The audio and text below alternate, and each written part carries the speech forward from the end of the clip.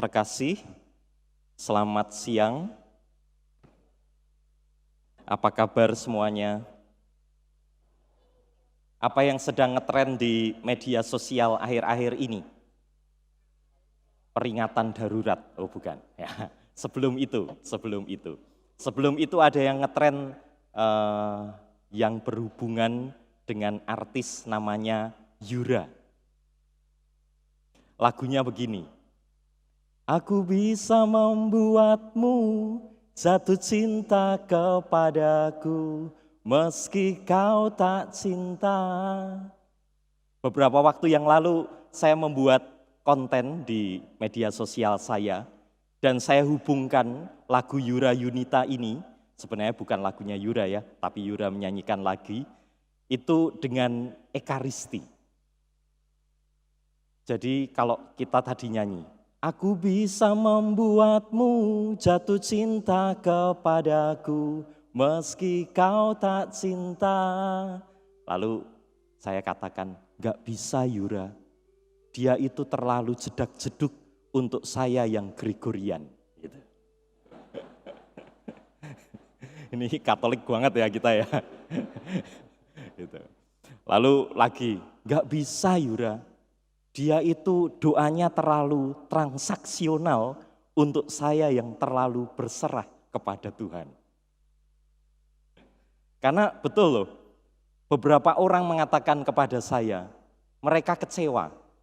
Mereka sudah berdoa, sudah novena, macam-macam novena dia buat, novena Yudas Tadeus, novena 3 kali Salam Maria, novena Yudas Iskariot, enggak ada ya.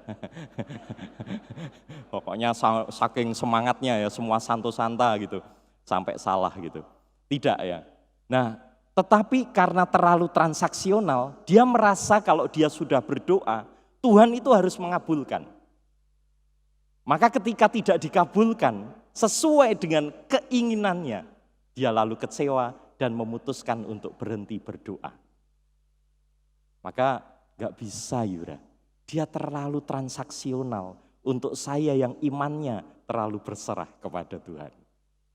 Lalu ada lagi, aku bisa membuatmu jatuh cinta kepadaku meski kau tak cinta.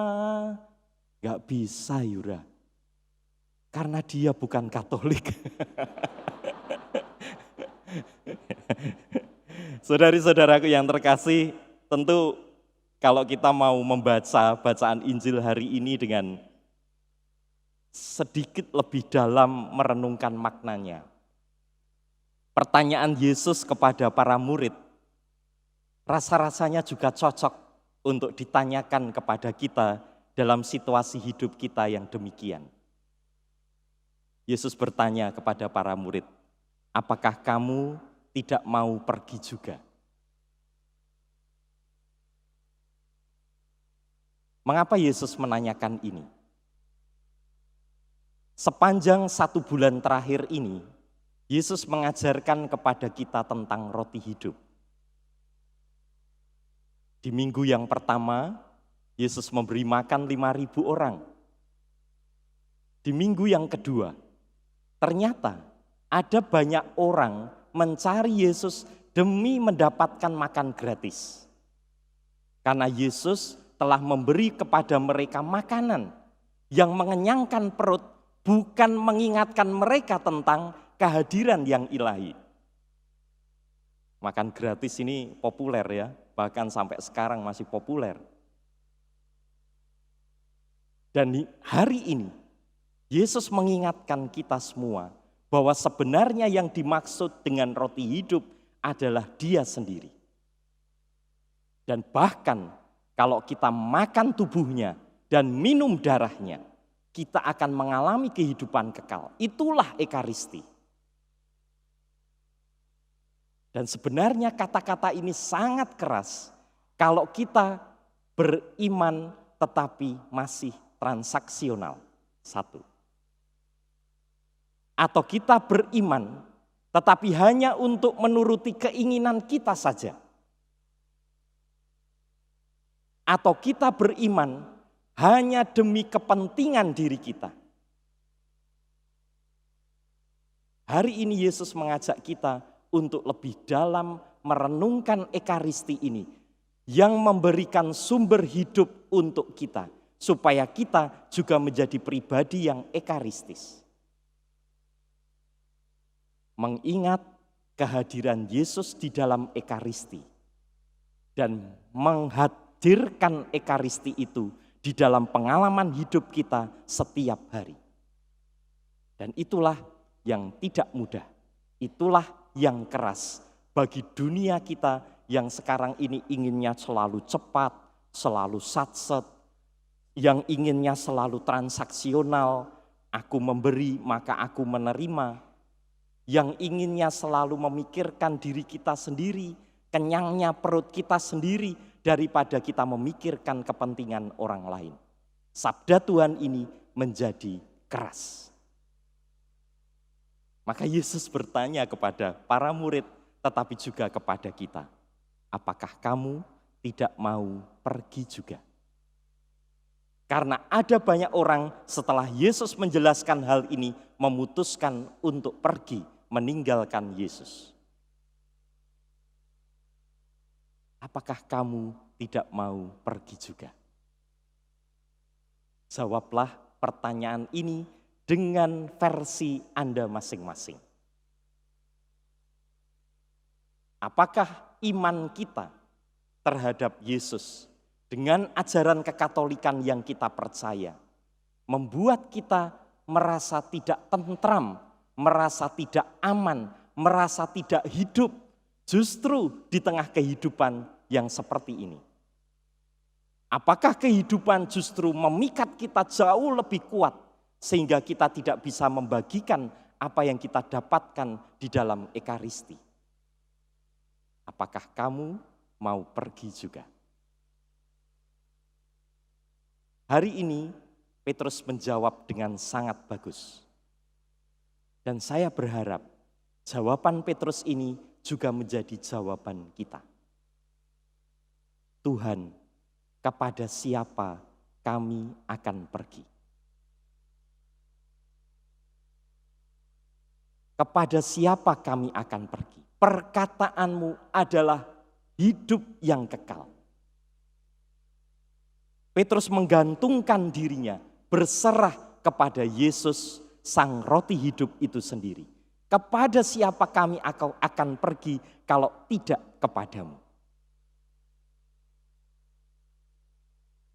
Saudari-saudaraku yang terkasih, ada satu cerita kecil yang mau saya bagikan kepada Anda tentang kehadiran Yesus di dalam kehidupan kita yang menuntut kita untuk menjadi pribadi yang ekaristis, yang tidak hanya memikirkan diri kita sendiri, tetapi mau membagikan seperti Yesus membagikan tubuh dan darahnya untuk kita.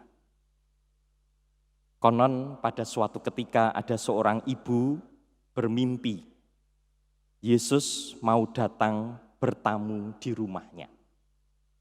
Begitu bangun, dia mempersiapkan diri sepantas-pantasnya dan sepatut-patutnya untuk menyambut Yesus.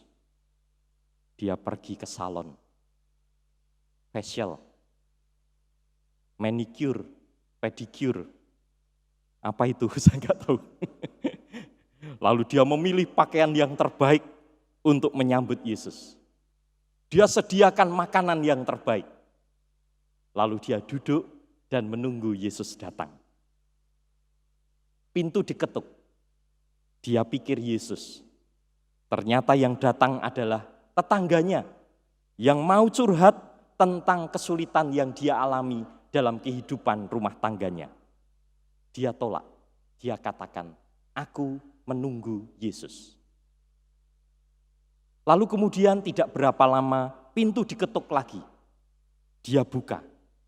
Ternyata yang ada di depan pintu adalah bapak dan seorang anak yang meminta makan.